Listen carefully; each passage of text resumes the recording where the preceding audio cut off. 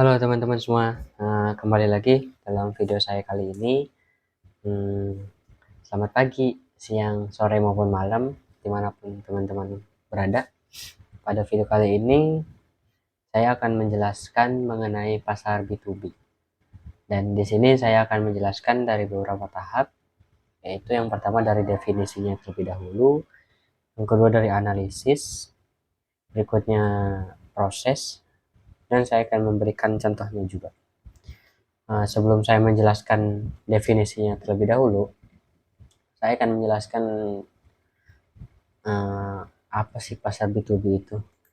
Jadi pasar B2B itu adalah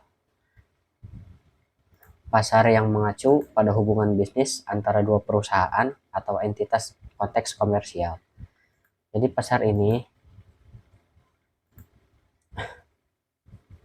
menjelaskan mengenai pasar B2B, termasuk definisi, analisis, proses, dan contohnya. Untuk definisinya sendiri, saya menjelaskan pasar B2B itu tempat di mana perusahaan atau entitas bisnis menjual produk atau layanan maupun solusi kepada perusahaan atau entitas bisnis lainnya, teman-teman. Jadi pada transaksinya dalam pasar B2B ini seringkali melibatkan volume yang lebih besar. Kenapa? Dan jangka waktu yang lebih lama daripada pasar B2C. Untuk definisinya sendiri itu, teman-teman. Berikutnya saya akan menjelaskan dari analisis pasar B2B itu seperti apa. Jadi analisis pasar B2B itu melibatkan pemahaman mendalam tentang pelanggan, pesaing, dan tren pasar. Jadi di dalamnya ini termasuk yang pertama ada yang namanya segmentasi pelanggan. Jadi segmentasi pelanggan itu mengidentifikasi kelompok-kelompok perusahaan yang berpotensi menjadi pelanggan. Berdasarkan karakteristik seperti industri, ukuran, lokasi geografis, dan kebutuhan spesifiknya sendiri. Berikutnya ada penyusunan penawaran. Jadi membangun produk atau layanan yang sesuai dengan kebutuhan pelanggan potensial dan menawarkan harga yang kompetitif. Berikutnya ada penentuan harga. Jadi menentukan harga yang sesuai dengan biaya produksi dan keuntungan yang diharapkan. Ini seringkali melibatkan negosiasi harga khusus untuk setiap pelanggannya, teman-teman. Dan berikutnya dalam analisisnya ada saluran distribusi. Ini menentukan bagaimana produk atau layanan akan disalurkan kepada pelanggan, apakah melalui penjualan langsung, agent atau agen, distributor, atau platform online seperti Shopee, Tokopedia, dan lain-lain. Berikutnya ada pemasaran promosi.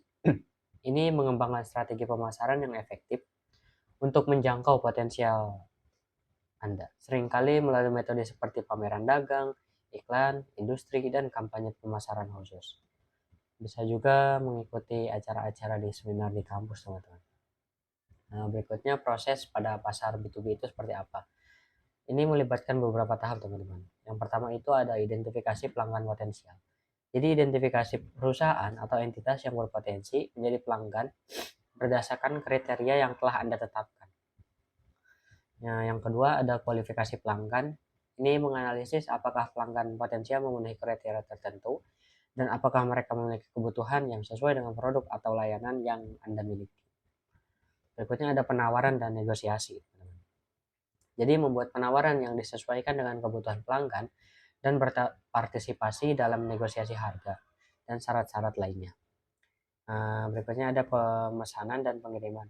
Jadi setelah kesepakatan dicapai, pesanan dibuat, produk atau layanan diproduksi atau dipasok dan dikirim kepada pelanggan yang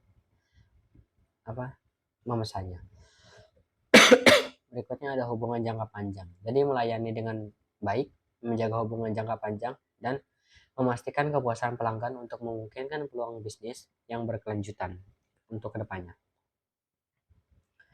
Untuk berikutnya ada contoh-contoh dari pasar B2B atau bisnis to bisnis. Yang pertama ada pemasok bahan baku.